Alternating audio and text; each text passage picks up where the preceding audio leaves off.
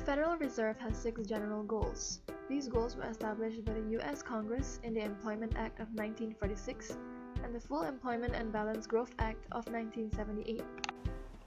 One of the Fed's major concerns, especially as of late, is maintaining the stability of the financial system.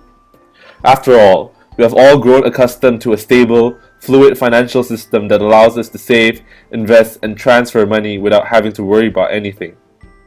A stable financial system allows potential homeowners to get mortgages, students to get loans, businesses to get financing, drivers to lease cars, and consumers to use their credit cards.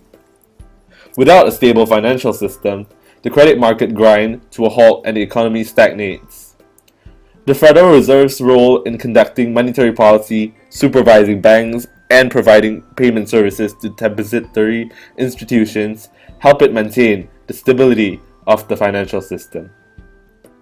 Using the monetary policy tools at its disposal, the Federal Reserve can promote an environment of price stability and reasonably damped fluctuations in overall economic activity that helps foster the health and stability of financial institutions and markets.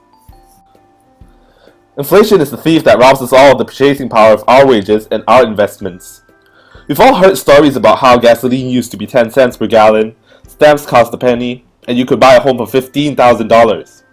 Well, thanks to inflation, those prices are ancient history. When inflation rises, we get less bang for our buck.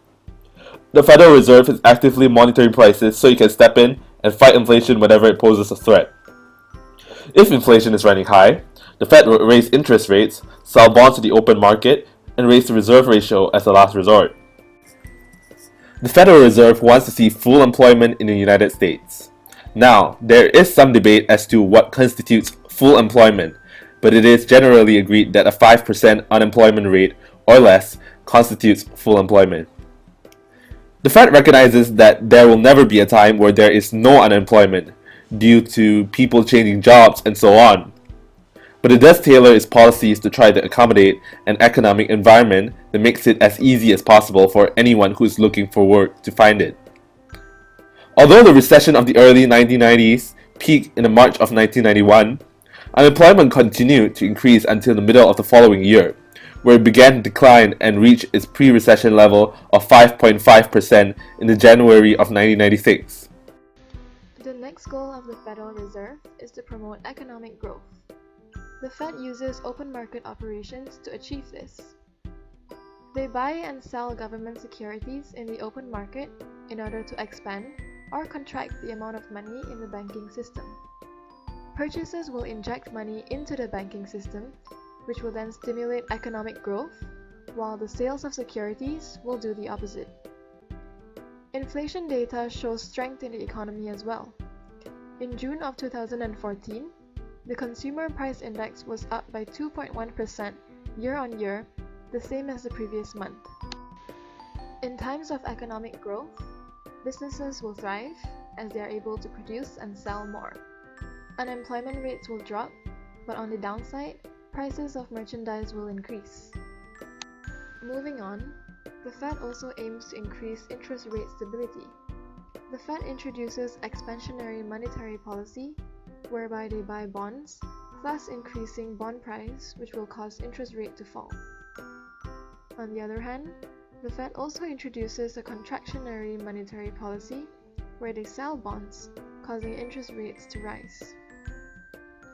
The main tool it uses is also the setting of the target federal funds rates, where they aim to promote about 0 to 0.25% rate of interest. The final goal of the Federal Reserve is to promote currency stability. In order to do this, they use the Exchange Stabilization Fund.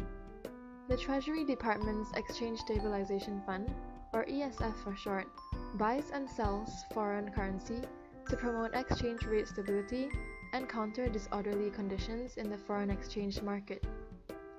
The ESF is used to provide short-term credit to foreign governments and monetary authorities, and to hold and administer special drawing rights.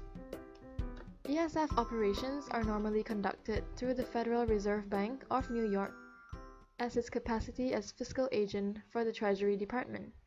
Created using How1.